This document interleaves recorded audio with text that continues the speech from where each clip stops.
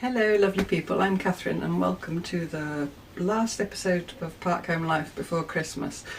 Firstly, I just did a little test video to make sure I was in frame because I'm standing up and I saw that my hair is an absolute mess, so apologies for that. But anyway, in this episode I'm going to take a tiny little, well, I took quite a long walk with Stella, but I only filmed a little bit of it. I found a place that I just had a lovely feeling about it and I wanted to share that with you.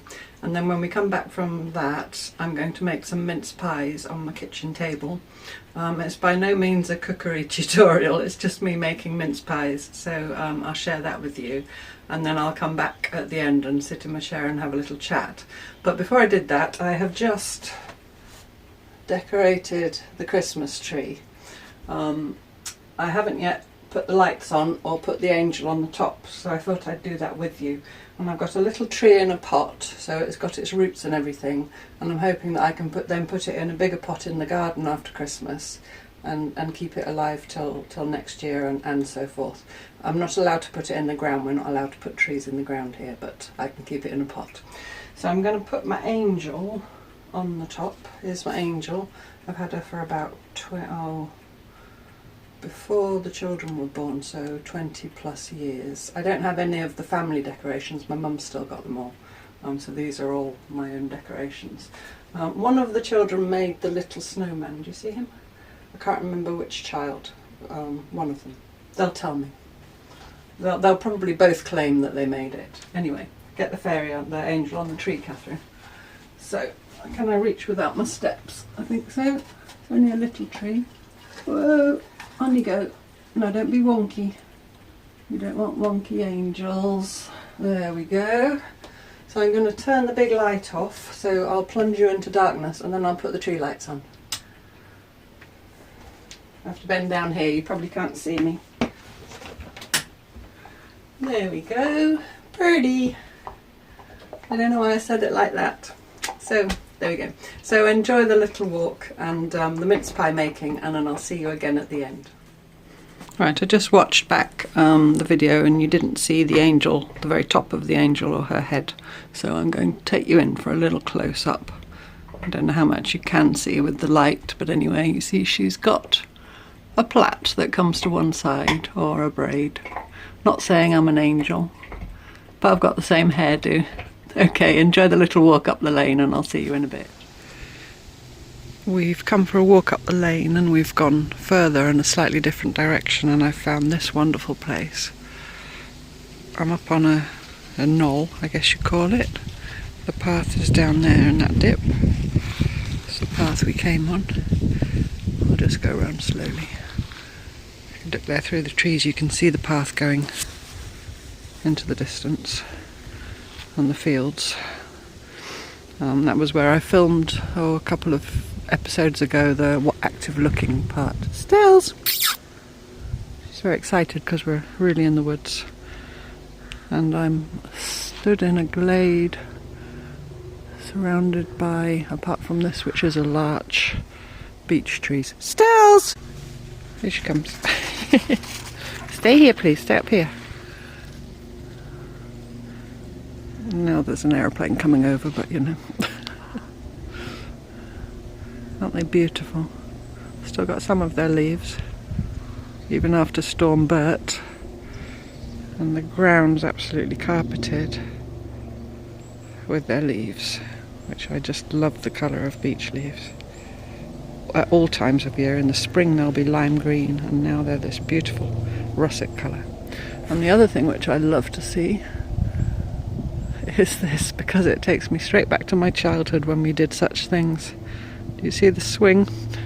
Look how far above the ground that is. That's the kind of thing we used to do, and probably if my mother knew the half of it, she would have kittens. Anyway, as obviously kids come here to have fun. It doesn't look very safe, but anyway. So that's my new little place, well, not my place, but the new place that I found. I'm just going to take you up here because there's a beautiful view through there. And there's a house right up on the hill. I always wonder when I see a house in the distance like that if there's somebody looking out of the window towards where I'm looking. Anyway, the beach glade on the knoll. I hope you like it as much as I do. Okay, time to make the mince pies. Now this is not a cooking demonstration, this is just how my granny did it, how my mum does it and how I do it. I don't weigh anything, I just go by feel. So anyway, I just thought I'd share it with you. So I just got plain flour. I guess if there was a recipe... Oh, by the way, before I go any further, there was some talk before. I mentioned that I couldn't... that there's no big enough workspace in my kitchen to roll out pastry on. And I was thinking of using one of my craft mats, the wrong side, given a good clean. And then I found this. Now this actually, I'd forgotten I had it. When I bought this table off Facebook Marketplace, the lady gave me this plastic cloth, you know, plastic tablecloth. And I took it because I thought maybe I can use it for, you know, doing messy painting on or whatever, because it's not really my vibe, as they say. But then I thought it's perfect for making pastry. So anyway, I've put it on, I've given it a good clean. It's a bit dotty and shiny, but anyway, that's where that came from. So I'm going to just put 8 ounces, but I just do 8 spoonfuls. And you know, it's never failed me yet, although I haven't made mince pies. I have to count 3, 4, I'll finish that sentence in a minute, 5, 6, 7, 8. That's, I have got weighing scales, I just can't be bothered. They're right in the back of the cupboard. My granny always did it just by measuring. I'll keep the flour out because I'll need that later for rolling. Now I'm doing shortcrust, which is half fat to flour ratio, so you can make any quantity. You just, if you don't know how to make pastry, you just put whatever quantity of flour you have, half the fat. And for the fat, I've got it in the freezer behind me. This might gross some of you out, but this is the traditional Yorkshire way. And I use half butter and half lard, which I believe is, I don't know if it's pork or beef, but it's an animal fat, a clarified animal fat of some kind. And it makes your pastry lovely and crumbly and short, but obviously if you don't eat animal products you wouldn't use it. So it's nice and cold, it's been in the freezer. Again, the lard was in a brand new block of 8 ounces or some grams, that's nearly the same. So I just took a quarter of it, and the butter had already been used, so I just guesstimated. So I'm going to cut this into little bits. I feel like the Galloping Gourmet. Do you remember the Galloping Gourmet? I'm just going to cut it into bits. Now my hands are a bit warm. I always have warm hands. You should really have cold hands. I do remember my granny running her wrists under the cold tap before she made pastry, because the idea is to keep it as cold as possible while working. In fact, I'm just going to get this back now, put it where you can see it, and just cut this into the flour. Now this butter is salted, so I won't put any salt in my pastry. If I had unsalted butter, I might put a pinch of salt. Even though it's a sweet dish, a pinch of salt is always the thing to do. So I'm just cutting, so I've got 2 ounces each, did I say that, of lard and butter. So 4 ounces total, so that's half fat to flour. And my tap water is quite cold, so I haven't drawn any yet. But if your tap water wasn't super cold, you could put some water in the fridge or put some ice in it or something like that. I just think it really helps to get a nice short crumbly pastry. But I do think pastry making is kind of genetic, and I'm lucky that I've inherited it, although I'm sure everybody can have a go. And I'm hoping I haven't lost it, because like I said, I haven't made mince pies for years and years and years.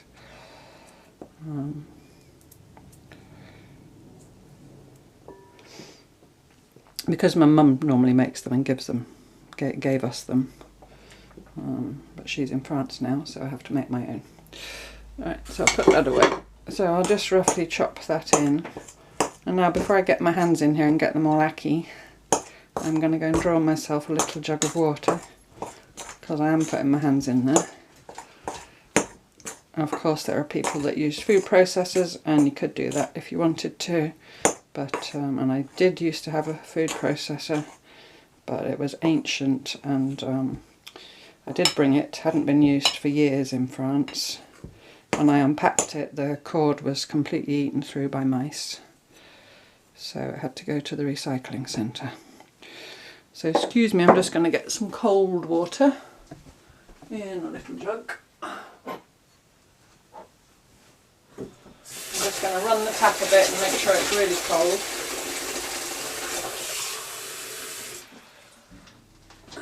And just have that ready. Roll my sleeves up and in I go. Now the trick here, like I said, is to you only use your fingertips and not to overwork it. And you're kind of lifting and rubbing at the same time. And I'm just squidging the fat a little bit. But just with, not with the palms of my hands, just with the very tips of my fingers. And lifting and just working it in.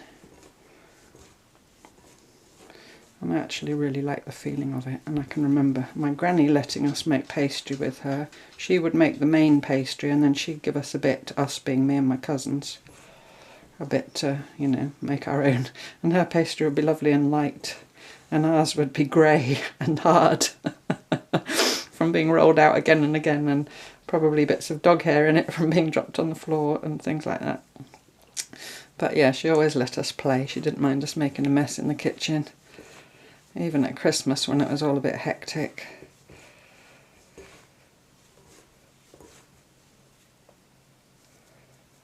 It's a big lump of lard I'm just squishing there. It's a lovely thing to do this. It's just combining those simple ingredients. Because of course you can buy pastry and that's fine. And in France, in fact, I did buy pastry. Because I had even less kitchen than I've got here.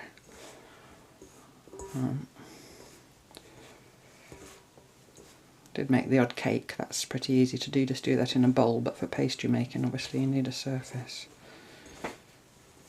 And it just wasn't possible for one reason or another. So you don't kind of overwork it, but you just want the big lumps gone.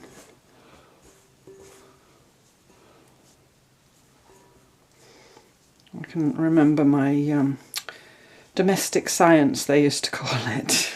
At school. I don't think they call it that anymore. I think they call it food technology or something. I always had the impression at the time that they called it domestic science because whilst the girls were doing domestic science, the boys were doing actual science, like, you know, electronics and things like that.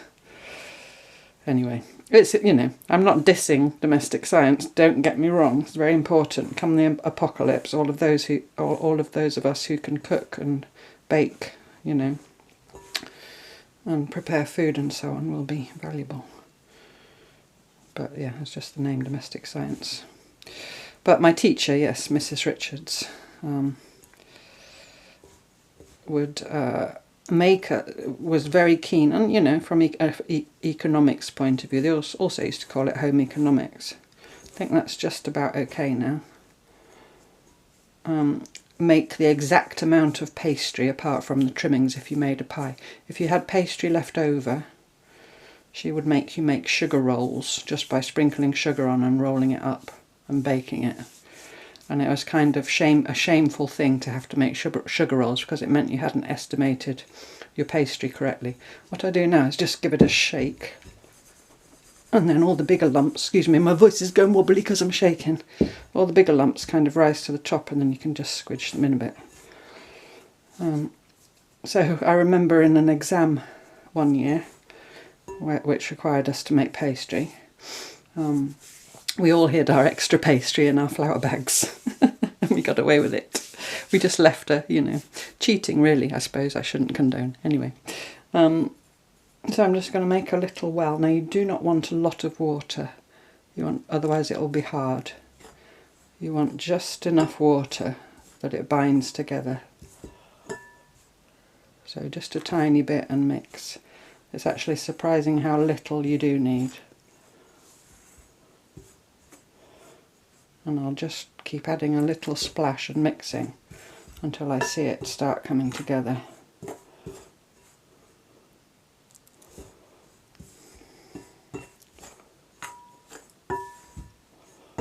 And now I'm using a spoon, obviously, a metal spoon. You can see that. I hope you can see okay. So do you see now the lumps are coming back, but that's lumps of the dough kind of coming together. So maybe a tiny splash more.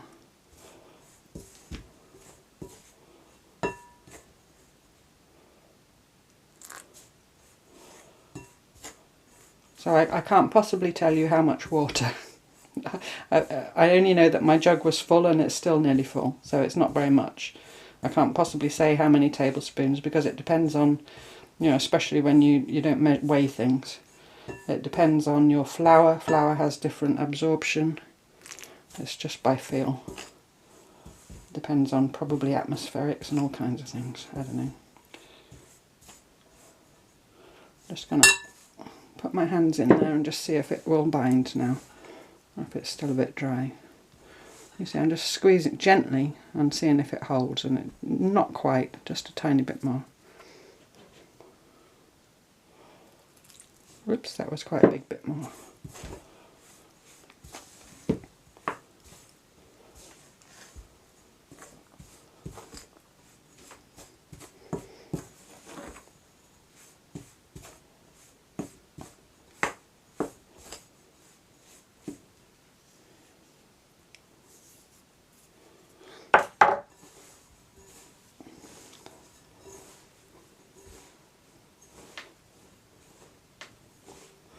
There we go, I think that is just about it. So I'm not really putting a lot of pressure on it, I'm just gently squeezing it into a ball. Just needs to be firm enough that I can roll it out. I know there are some people that leave it really loose and then push it into the tin rather than rolling it, but I am going to roll it. I think maybe just a tiny drop, just the merest drop of a hint of a drop. Oop. Kind of a... There we go. Now what I'm going to do with that now is put that in the fridge to rest. And because that's what my granny did. But I now know that it lets the gluten and the flour relax. I think that's the point of resting it. So I'm just going to put a clean cloth over it, so it doesn't go dry. And my granny used to put it in the fridge while she went and made something else. I'm going to put it in the fridge and go and sit and have a cup of tea, I think. So I'll put that in the fridge to rest, I guess, for 20 minutes or so while I have a cup of tea. But you can rest it, you know, you can leave it overnight. You can even freeze it. My mum always makes, if she makes pastry, she makes too much and cuts out pie shapes, you know, rounds for pies, and freezes them between greaseproof paper, so then if she wants a pie for herself, she's got a piece of pastry ready made. So anyway, so I'm going to go and wash my hands and put that in the fridge, and then I'll be back to do the rolling and the cutting out. Oh, I'll just show you how much water I used. I don't know if you can see. Do you see in my jug? See, my jug's still nearly full, so it was probably a tablespoon or two in total, not more. Okay, I'll be back in a moment. Okay, it's 20 minutes later. I've had a cup of tea. I've got my pastry out of the freezer. Freezer. The fridge, not the freezer. I've got my two bun tin thingy-bobs standing by. I'm going to make 24, I think, I hope, if I've remembered correctly. So I don't want to roll it all out. I'm going to just cut it into half. I'm not sure it will make 24 now I look at it, but we'll see how many we make. We can always make more. And then I'm going to cut it into, the bases will be bigger than the top, so I'm going to cut it into sort of not quite half. And just take that bit, see where we get to. I like to roll it quite thinly. And just again squeeze just with my fingertips. I'll actually put that back in the fridge really, but so I'm just going to dust my surface and keep a bit of flour at the side just so it doesn't stick. I'm not going to do all 24 with you, I'll just do, you know, a few. And I'll flour my hands. You don't want to over flour it. And I've got my great big heavy marble rolling pin, which is very heavy and you have to be a bit careful. So roll it, turn it.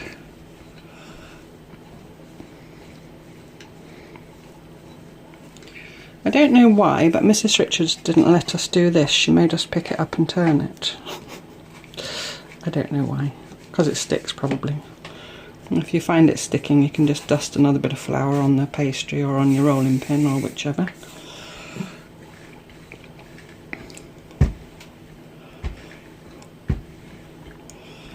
This isn't maybe only going to make 12. Probably miscalculated. And you don't really want to stretch it either. Pastry is quite sensitive.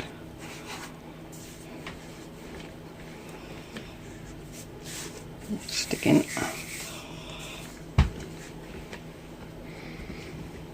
I feel like I'm giving Mrs. Richards a bad press.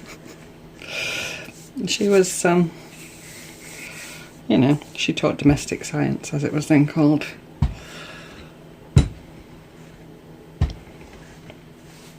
Whoops. I haven't got enough room. My rolling pin's a bit huge, but hey, it's the rolling pin I've got, so I'm just going to roll it slightly more. I like it really, really thin, and that's how my dad liked it as well. A bit more flour.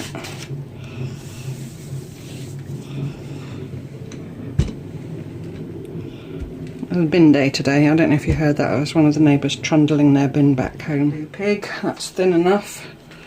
A rolling pin over there. And I don't have cutters either. I don't have a lot of things.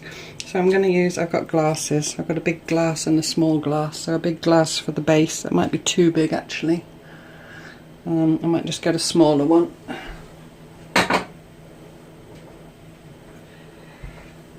Let's try this one. So just sort of dip the rim in the flour so that it doesn't stick. I'll just cut one out and try it for size.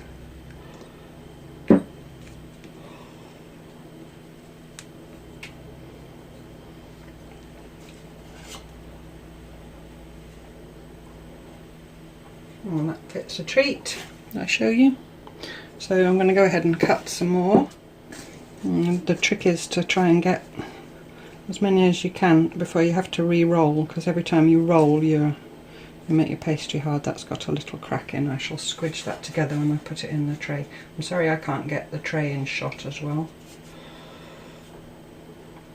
Do a bit of visible mending on that little hole so the mincemeat doesn't bubble all out.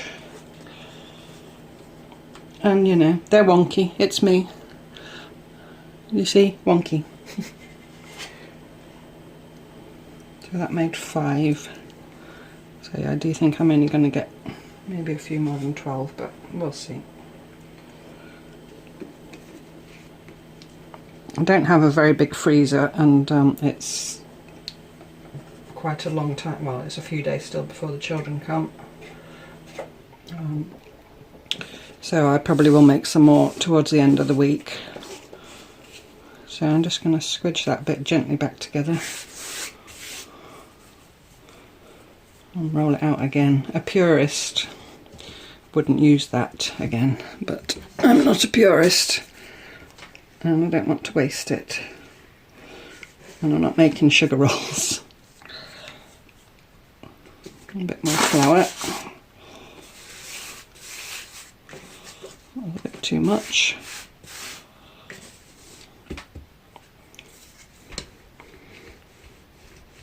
Now I'm just sort of rolling it in an oblong so I can maybe get 2 more out of it. So I'll go ahead and finish doing the bases, and I'll come back with the mincemeat. Okay, I'm ready to put the mincemeat in. I've just gone and beaten an egg and added a bit of milk to it. My mum actually seals it with water. You can also use just milk, but I had an egg, you know, a stray egg wandering about, so I thought, why not? So here's my 12 little bases. Now I have not made mincemeat, I've bought some from the local supermarket. Quite a big jar, so I probably will be making more, but it keeps for, you know, for yonks. Does it say how long it keeps? It keeps for yonks. 6 weeks when opened. So I'm sure we'll have had, you can always just make a big mincemeat pie. So mincemeat is sultanas, and if you don't know, I don't know if they have it in other countries. It's not meat, it's not meat.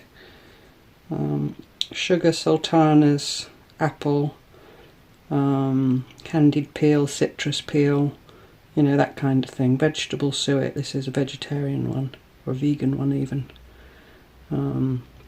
Spices and so on. So you don't want to put loads in because it'll bubble up, but you want enough. So I just kind of hope I'm in shot and everything. A dollop in the middle of each one.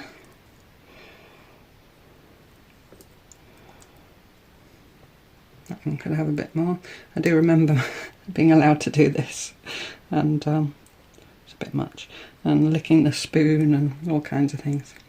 My granny just turned a blind eye and we all survived.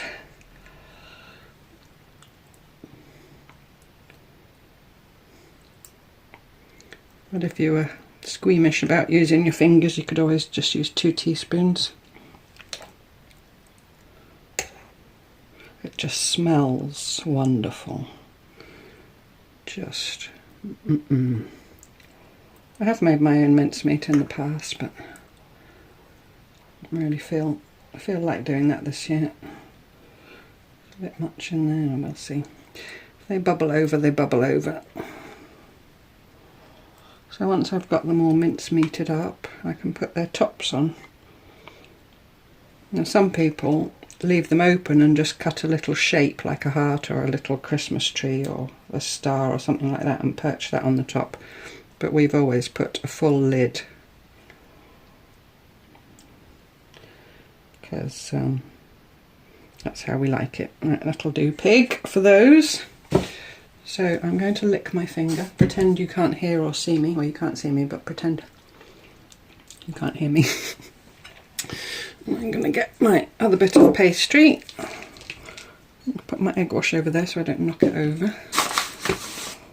And I'll roll my other bit of pastry out. You don't need to watch me do all that again. Same as before. And then I'm going to cut tops, but this time I've got a smaller glass for the top. I can't remember if I showed you. Okay, so I've rolled out my pastry, and I've got my smaller glass. I'm going to just flour the edge of it and cut out 12, hopefully, from this one. Little tops. I'm just going to check for size because it's the first time I've used these glasses for doing this. Well, they're slightly small. I'm going to find something slightly bigger. It's better. So I've got a cut glass, crystal wine glass. That was a present years ago from my mum and dad. And that's just made them slightly bigger. So I'm going to cut the 12 out.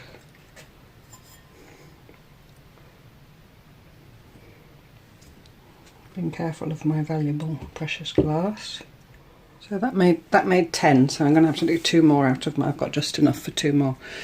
So I do not have a pastry brush. I'm going to use my finger. Can't really put that where you can see it, but I'm just going to brush a bit of my egg and milk around the edge of each one just to stick the lids on with my finger. You can just about see. There we go, you can just about see me doing this edge.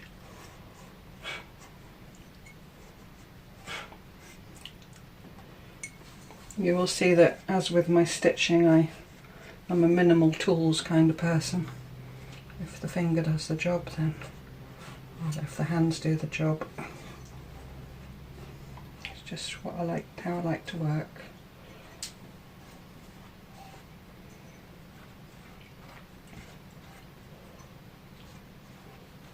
And you do want to put something to seal, otherwise the mincemeat being quite high in sugar will boil and it can bubble out, and it might well bubble out anyway, but it doesn't affect the flavour. Right, so now I'm just going to put my lids on and just press them a little bit around the edges with my thumbs just to seal them. So I got this much pastry left, so it's not enough for another tray of mince pies, so I'm going to get a little plate out, a little oven proof plate, and roll it out and use it to line the plate and make myself a little mincemeat tart, so then I'll leave the mince pies alone and I can have that later on with some custard. Yummy, yummy.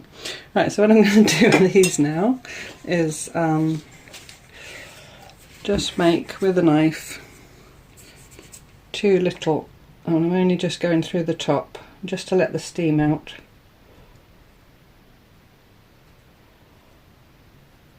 Two little, you know, little holes, little marks. And then they'll go in the oven. I haven't put the oven on yet because it makes, excuse me, makes a noise. So I'll put them in the fridge while I do the other tart, but then I'll put them in the oven. And I don't really know this oven, I haven't baked in it yet. It's not a fan oven, it's just a normal electric oven. I think probably somewhere around 170, 180 centigrade for maybe 15-20 minutes, but I'll let you know when they're cooked. I'm just going to put some egg wash on the tops, make them all nice and golden, hopefully. Okay, that's the last one. And then the final thing is, some people dust with icing sugar when they're cooked. I don't have any icing sugar. I'm just going to wash my hand. Sorry about that, just skunky hands. And I'm just going to use normal sugar, you know, granulated sugar, in my little tin. Look, isn't it lovely? Sorry about that, I can't do anything about it. So I just sprinkle a bit on top, basically. Some of them get more than others. It's just a lottery as to which ones you get. There we go. So they're ready for the oven. So I'm just going to put those in the fridge for now and make my little mincemeat tart. Just clean the flour off the bottom. So there we go, ready to be cooked. Okay, so I'm just going to roll out every last scrap of my pastry. And I've got, this is actually a lid off one of my Pyrex, oven-proof Pyrex dishes. I think that maybe is just about the right size, we'll see.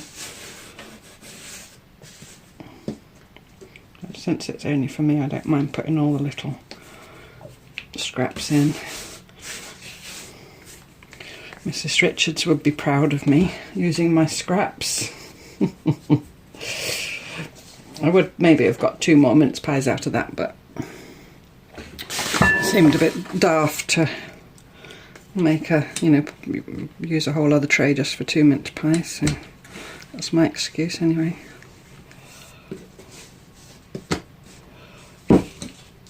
Because it's all the raggy ends, it's all coming apart a bit because there's quite a lot of extra flour in it, so I'll just squidge it back together. Try and get it somewhere in the region of the size of my dish. And this is how you shouldn't roll pastry. See, I'm stretching it, that's what makes it then shrink back when it's cooked. But like I said, since it's only for me, I don't mind.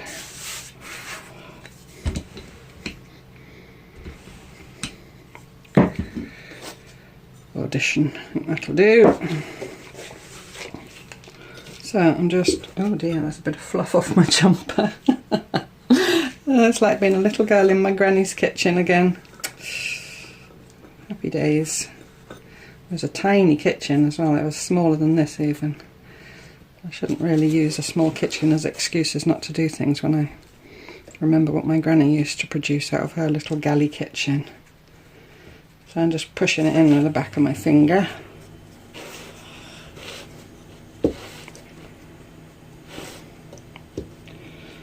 And then I'm going to get my knife and do a bit of trimming.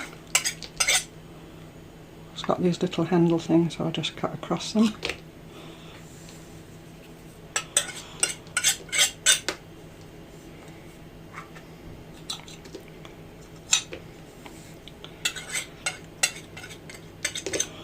There we go, and I shall use those in a minute. Now, the temptation is to put the rest of the jar of mincemeat in there, but I won't. I'll just put a thin layer, or you know, a good thin layer, and there's maybe ½ an inch deep or something. Oh dear, that'll now burn on the edge of my dish, and that'll be fun to clean off. Come on, Catherine. I've used ½ a jar of mincemeat. There's probably just enough in there to make another 12 mince pies. So I'm glad I got the big jar. That'll do. I'm going to lick the spoon again. Full disclosure. It's actually the first time I lick the spoon. So these little raggedy bits, I'm going to roll them. I'm going to give them a good squeeze so they stick together. And roll them into a long sort of shape. Stay together. They don't want to stay together. I'm going to squeeze. This is really how not to do it. It's really now like Play-Doh, folks. Alright, I gave up in the end and just rolled them out into these long thin things. So I'm now just going to cut them roughly. This is not going to be pretty. It's just a means of using up the pastry. And then I'm going to do my egg wash again. Oh, here comes Fredfred. Fredfred, do not come up on here, please. This is one video where I don't want you coming into shot. No, he is going to. No, you can't come up on here. Just give me a minute. Your food is not here anymore. I've put it over there. I'm just going to lay these across. Like I said, it's not pretty, but I don't care. My dad would say it'll all go down the same way.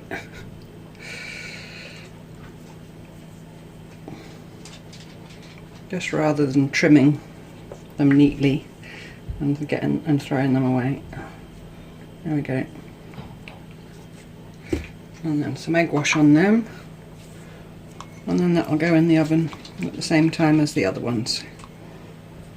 So I'll show you all when it's cooked. Okay, they're all out of the oven. Those are the mince pies. They had somewhat just under 20 minutes at 180, and then the tart had a little bit longer. I don't know if you can hear. It's boiling. So anyway, Fredfred has gone out, so it's quite safe there for a moment. Once it's a bit cooler, I'm going to put them on a cooling rack in my studio, because then I can shut the door on them. And then I'll see you in a little bit, sitting in my chair, and I'll have a little chat with you. Okay, well, I hope you enjoyed the mince pie making. Just before I sit down in my chair, I thought I'd just give you a little scan of how the rest of the room looks. There's not much change. I had that curtain pole, if you remember when I put the blind up, there were curtains there before. And somebody in the comments, I can't remember who, said that she'd left up a redundant curtain pole to dangle things on. Well, I had, if you've watched previous episodes of Park Home Life, all my cards were laid out there where the tree now is. And I've also since been given some cards by the neighbours, which is lovely. So I've hung them on the curtain pole. And you'll see I've also hung a bit of tinsel on the pictures. My desk is all tidied away. That little basket there right at the end with a bit of white linen on the top is my bits and bobs. Sorry, I don't know why it keeps going blurry. And my bits and bobs ready for the comfort coverlet project for next year. So that's exciting. That basket there has got my slow journal in it. And Fredfred likes to sleep on it, so I've put that woolly blanket on the top so that he doesn't squash all my stuff. You see I've got the clock here on my old treadle sewing machine. Crochet basket down there. And the other side on the sofa is Stella. This is how it looks in the evening. I don't think I've ever showed you in the evening before. It's really cosy. There's Stella. Stells! You gonna say hello? No. Stop biting your foot. There's a good girl. She needs to go to the groomers straight away after Christmas. You nearly can't tell which end is which. This is a vest I'm knitting, a Fair Isle type vest. There isn't a pattern, I just made it up. And I'm just crocheting the steeks. If you're not a knitter, steeking is when you do extra stitches. Do you see that stripe there? That's going to be the V-neck. So you knit extra stitches so that you can keep knitting round and round. and so I'm crocheting either side of there to reinforce, because it's not proper Shetland wool. If you're a knitter, you might ask why I'm reinforcing Mystique, because the wool's a bit slippery. Then when I've done that, I'm going to cut up there, and that's actually an armhole, not the v-neck, and that will open up and become the armhole. So that's sitting there ready for me to finish the crocheting. That's the other armhole, and that's the back of the neck. I'm trying to show you the v-neck now I've mentioned it. Yes, and that there, do you see that stripe? So that will open up. If you've seen me wearing my more brightly coloured vest, I made that in exactly the same way. So that's my job for the evening. And yeah, I haven't done much else Christmas decoration wise, but there was some leftover tinsel, so I put the red piece up on there and some gold up on there. So I'll go and sit in my chair now and have a little chat with you. Stells. Hello, Stells. So I hope you enjoyed the little walk and the mince pie making. I just wanted to say something about Christmas, because I haven't been very Christmassy on my channel. There are a few reasons for that. The clock's now to my left, it's just going to bong. 3. One is I haven't been feeling very Christmassy myself this year, for reasons, you know, because of what's happened to me this year. Although I am very, very much looking forward to my children coming over and spending a week with both of them, and then my son Joey is staying on for a second week. Lily has to go back because she has exams straight away in the new year. So yeah, I'm really looking forward to that. And I've been, you know, getting bits and bobs up. Well, like you saw, I made the mince pies and I've put the little tree up and so on, and it's feeling a little bit more Christmassy. But the reason why I haven't kind of gone mega Christmas on my channel or done any Christmas inspired projects or anything like that, it's not only because I personally don't feel very Christmassy, but I feel that, well, number one, not everybody celebrates Christmas, so it's a little bit making an assumption that everybody's into it, and I don't like to do that. I like to, you know, kind of respect everybody and what they do or don't do. But the other thing is, even if you do celebrate Christmas, it's not always the best or easiest time of year for everybody, is it? I mean, some of us who have been through things, or especially those who have had bereavements, and if it's the first Christmas without a loved one, you know, I don't want to do a big downer or anything, but I just think there's so much. I mean, here in the UK it's been going on for weeks and weeks, the carols everywhere over the sound system, and every shop you go into, and the Christmas stuff all for sale, and you know, everywhere you go it's been Christmas since about mid-November, I think. And it's kind of enforced jollity, or, you know, like you have to be full of the joys and the season of good cheer and all that. And I think it just kind of throws into sharp relief for people who are not in their happiest place, shall we say. So I just wanted to express my feelings and care and sympathy, or whatever the word is, for those of you who are not looking forward to Christmas, because there's plenty of people saying Merry Christmas, which is lovely. I say Merry Christmas to people, but you know, those people who it might be a very difficult time of year. And for me, today is, well, tomorrow actually is solstice, and in the northern hemisphere that's the winter solstice, and that's the shortest day. And after that the light starts coming back, the days start to get longer again, and the year turns. And there's something that's always been very important to me, how I feel at that point of the year, when I know the darkness has, you know, it's the last short day and the light is going to return. Not that I have anything against winter, I love the seasons, I love the turning of the seasons. But it is difficult, isn't it, when the days are shorter, especially if you're stuck at home and you know, you don't get out and about so much.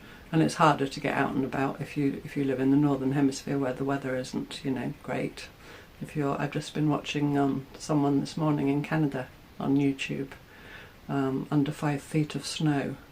I mean, we don't get that here. We're lucky to get a sprinkling. But you know, it's a bit cold and dreary and you're less inclined to go out. And oh, Catherine, you sound like the Grinch.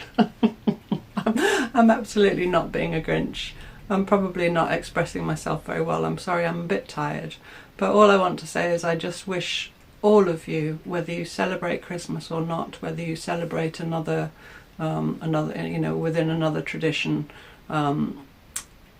whether you're happy and joyful and going to be surrounded by family and friends and you love it, or whether you're not, I just want to say a heartfelt, peaceful time of year to all of you, and just send you all my love and say I'm very much looking forward to the new year and the new projects and carrying on with Park Home life.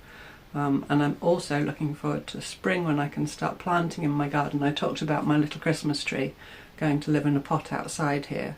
Well, when spring comes I'm going to start planting my garden, and that moment, getting my hands in the soil, getting some plants in, maybe sowing some seeds and that kind of thing, that's so uplifting for me, you know, as a lifelong gardener. So it's not that I'm wishing time away, it's just, you know, looking forward, isn't it? It's this time of year you kind of look back and then you look forward. January is named for the Roman god Janus, who had two heads, one that looked one way and one that looked the other. I'm sure you know that. But it's that pivotal moment, and if you're in the southern hemisphere and you're going, it's a summer solstice and you're going the other way, so the light's going and the darkness is coming. And light and dark are both equally important. You don't have one without the other. There's a quote, I can't remember it exactly, from Brené Brown, that the darkness defines the light, and throws the joy into... I'm misquoting, I should have looked it up. Let's just leave it at the darkness defines the light. But it's about how the two work together, and that literally, you know, in the daylight length in terms of where we are in relation to the sun, but also inside our own hearts and our feelings of darkness and light.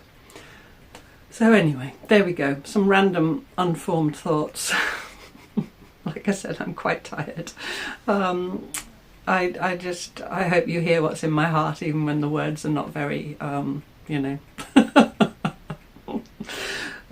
wordy. What's the word? I can't even think of the word. No, won't come. My brain.